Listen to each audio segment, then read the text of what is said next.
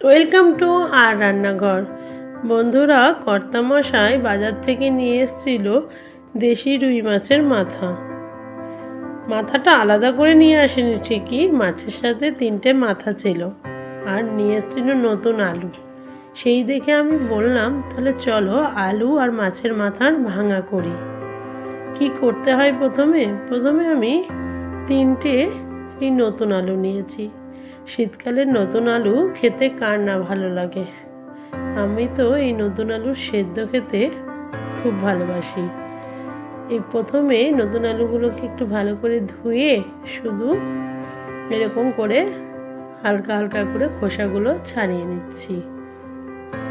দেখুন, খোসা ছাড়ানো হয়ে গেছে। যথেষ্ট বড় আলুর সাইজ, সেই জন্য আমি কি করলাম, চাকু দিয়ে আলুগুলো 2 টুকরো করে নিচ্ছি। সেদ্ধ দিতে হবে। সেদ্ধ আপনারা নর্মাল কড়াইয়ে দিলেও হবে, কিন্তু আমি প্রেশার কুকারেই সেদ্ধ দিয়ে দিচ্ছি। জল দিয়ে দিলাম অল্প, ঢাকনা লাগিয়ে আমি 4-5টা সিটি দেব। কারণ অনেক সময় 1-2টো সিটি দিয়ে দেখি যে হয়নি, সেই জন্য একসাথে 4-5টা সিটি দিয়ে দেবো। এবার অন্য কড়াইয়ে সর্ষের তেল গরম করে আমি লবণ হলুদ তেল মাখানো এই মাছের মাথাগুলো ভালো করে ভেজে নিচ্ছি। দেখুন, লাল লাল করে ভেজে নিলাম, না হলে মাছের মাথার একটা গন্ধ থাকে, সেই গন্ধটা থেকে যাবে। তবে খাওয়ার পর বুঝলাম মাছের মাথাটা খুব ভালো ছিল, খুব সুন্দর হয়েছিল খেতে। অনেক সময় মাছের মাথার উপর ডিপেন্ড করে যে রান্না কতটা ভালো হবে। তারপর আমি তেলে একটা গোটা পেঁয়াজ কেটে রেখেছিলাম, সেই পেঁয়াজটা দিয়ে দিলাম। পেঁয়াজটা হালকা হালকা ভাজা হতে দিয়ে দিলাম 2টো কাঁচা লঙ্কা। আপনাদের আগেও বলেছি, আমার বাড়িতে খুব একটা ঝাল চলে না, কিন্তু এখন ভিডিও বিশেষে আমাকে একটু ঝাল দিতে হয়। তারপর আমি একটা বড় সাইজের টমেটো কেটে রেখেছিলাম, সেটা দিলাম। টমেটো আর পেঁয়াজ একটু নরম হোক, তারপর অন্য মশলাগুলো ব্যবহার করব। এই সময় একটু জল দিয়ে দিলাম, যেহেতু শুকনো মশলা ব্যবহার করতে হবে। তারপর দিলাম 1 চামচ লবণ, 1/2 চামচ হলুদ, 1/2 চামচ জিরে গুঁড়ো এবং 1/2 চামচ কাশ্মীরি লঙ্কার গুঁড়ো।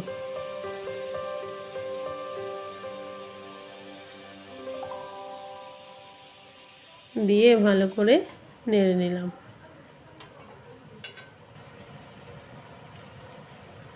মশলা কষা হলে আমি ভাজা 3টে মাছের মাথা দিয়ে দিলাম।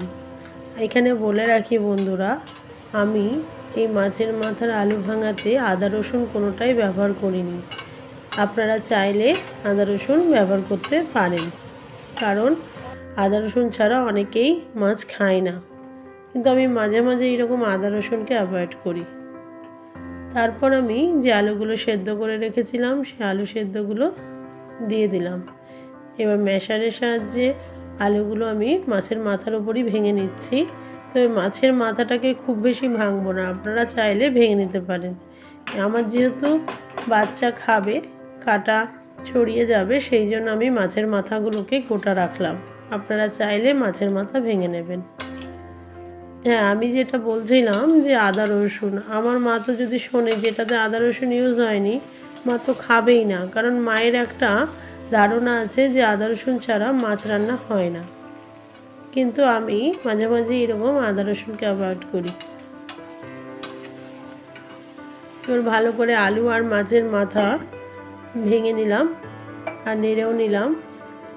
এবার আমি অন্য ওভেনে একটু গরম জল করে নিয়েছিলাম, সেই জল দিয়ে দিলাম। আর উপর থেকে কিছু মটরশুঁটি আমি দিলাম, খেতে ভালো লাগবে এই সময় শীতকালে। এই সমস্ত শীতকালীন সবজিগুলো খেতে খুব ভালো লাগে। তারপর আমি আবারও পরিমাণ মতো জল দিলাম। যেরকম আপনারা ঝোল খেতে চাইবেন সেইভাবে আপনারা জল দেবেন। তবে খুব বেশি জল দিলে ভালো লাগবে না, একদম মাখো মাখো করলেই এটা ভালো লাগবে। তারপর উপর থেকে কাঁচা ধনেপাতা আমি ছড়িয়ে দিলাম। এখানেও আমার মা আপত্তি করবে যে ধনেপাতা কেন উপর থেকে দিয়েছিস, আগে দিয়ে দিতে হয়, কিন্তু আমি এই রকমভাবেই রান্না করি, মা হয়তো আস্তে আস্তে অভ্যস্ত হয়ে যাবে। আমার আলু মাছের মাথা ভাঙা রেডি হয়ে গেছে। আপনারা এই রকম যদি কোনো সময় 2-3টে মাছের মাথা থাকে করে দেখবেন। ভালো থাকবেন, সুস্থ থাকবেন।